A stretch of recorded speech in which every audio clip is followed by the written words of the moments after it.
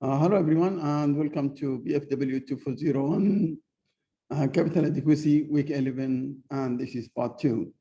So this is a continuation for the first part, and we are talking here about continuing the introduction of capital adequacy requirements, namely Basel III. Now, please allow me to share my slides and start this. So we are talking actually here, and we are talking about the capital adequacy and the regulation on week 11. As you understand, and as I have explained, this is actually related to the capital planning. They are discussing the same issue. However, in capital planning in week 5, we were talking about the private incentives and governed by what we call the target capital, and the target capital is governed by the trade-off between risk and return that increases shareholders' wealth. This is when we talked about week 5. In week 11, which is this week, the issue is different, and it comes from the regulators. The regulators will give us some tables, and we have to apply, and it's very structured. So having said that, I move to this is where you can find all this information in the book. I have tried to summarize it as much as I can. I did actually my best to summarize it and to make it easier for you to follow through my slides. Now, the learning objective, we want to learn about the measurement of capital and its functions. So the function of capital and its and the measurement. We want also to understand the difference between what we call the simple ratio, simple average ratio, which is actually the capital over the total assets, and this new thing, which we call it risk-weighted assets. Risk-weighted assets, or when we have to use the capital adequacy to Basel tables to calculate the assets. Here we just take the total assets. Here we have to take something called risk-based assets, and most of our work in this week is actually to calculate how much is the risk for each single assets. We want also to look at and we have looked at it actually in the first part, which is the development of Basel from Basel I to Basel III. Don't worry about this issue. We already explained it in part 1. So it's just some historical perspective. We want to understand the framework. And the framework is not only calculating the ratio, the capital adequacy ratio, which means how much capital, but that is called Basel I. We want also to understand Basel II and Basel III. Basel II is about the governance inside the bank that will decrease the risk.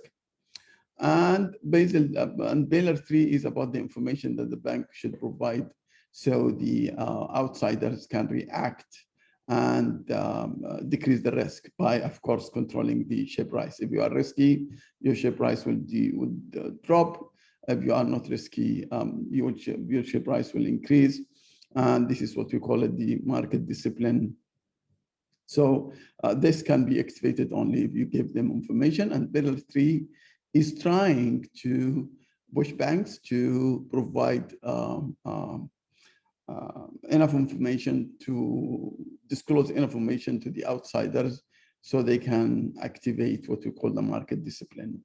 We want to learn how the Australian Prudential Regulation Authority (APRA) measures capital, which actually applies also the which also applies to Bank Negara Malaysia, or the Central Bank of Malaysia, and also to some other banks. So it's not only about Australians, because if we are talking about the Basel Committee, Basel tables, it's applied across the board. We want to understand the meaning of risk-weighted assets and their use in measuring capital adequacy.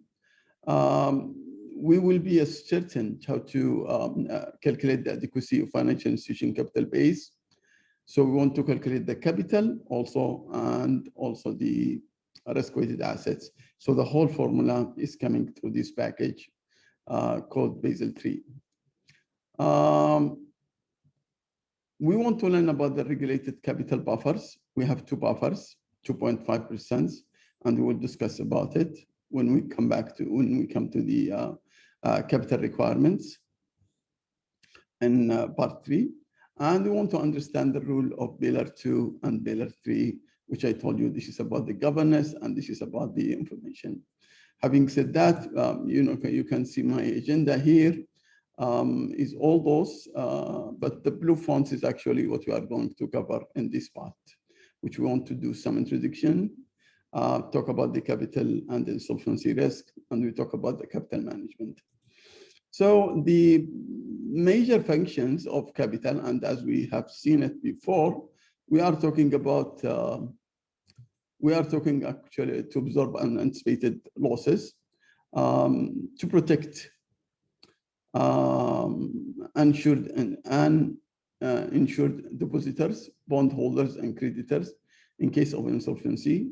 Now we understand they are insured at 250,000, but what if a business or investor is investing more than 250, is not protected? So we need to see the bank surviving, and therefore they have to have enough capital to absorb any losses.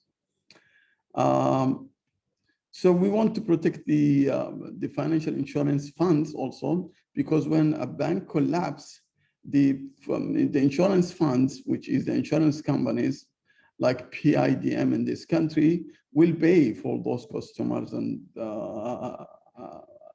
those depositors and bondholders. Now, when you have enough capital, you can actually protect them also, and you are protecting the system in the same time. You want to also, because if you are risky, you have to pay the insurance companies, and those insurance providers will ask you for more premium. You want also to pay less premium if you are less risky in terms of capital. So if you are less risky in terms of capital, of course, the calculation of the premium that you have to pay will be less by the providers of those insurance.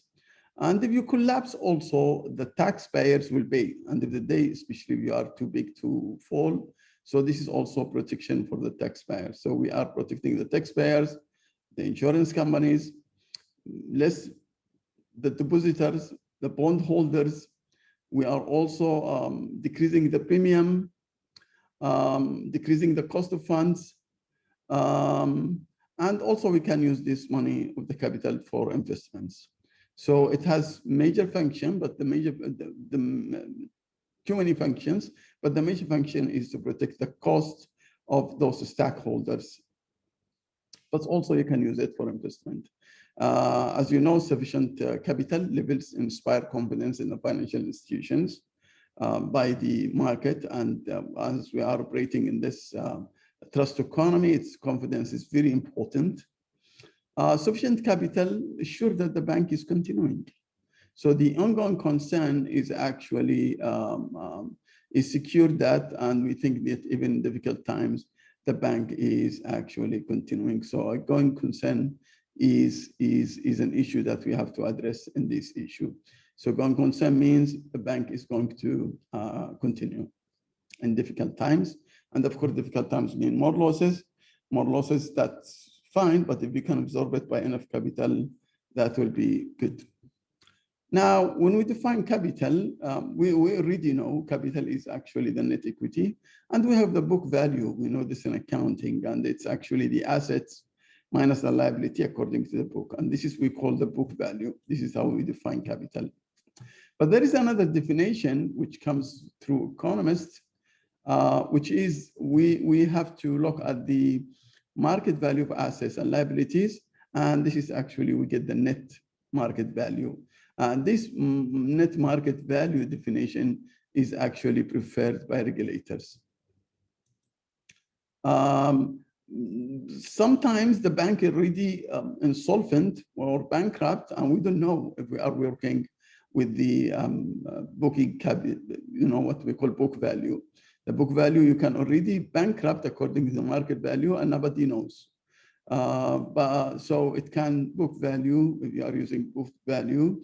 And you see there is some capital, but actually if you evaluate everything according to the market value, your assets and liabilities, you may have minus equities. And this is why we say the book value can be misleading.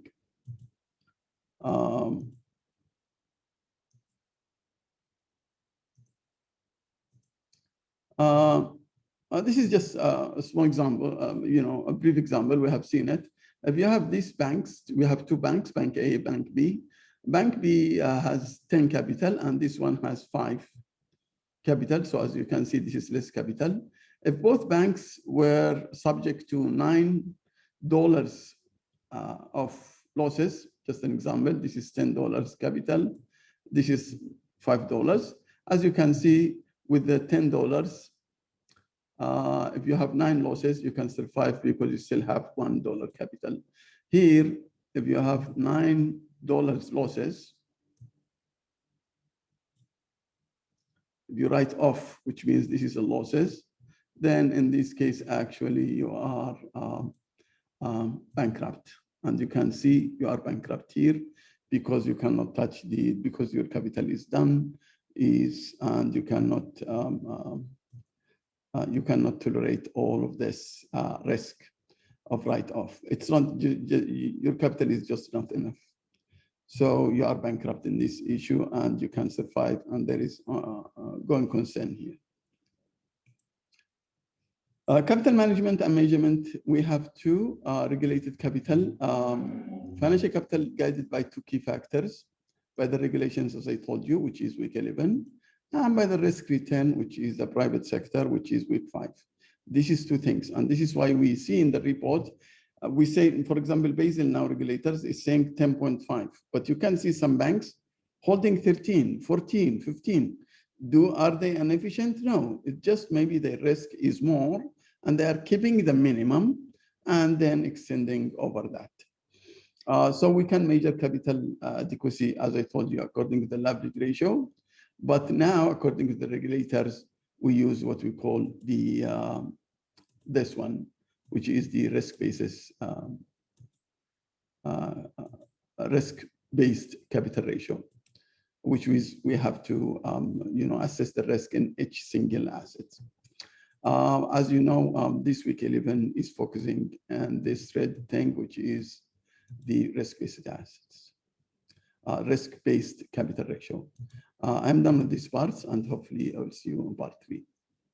For sure, I will see you in part 3. Thank you very much. And we'll see you in part 3. Bye-bye.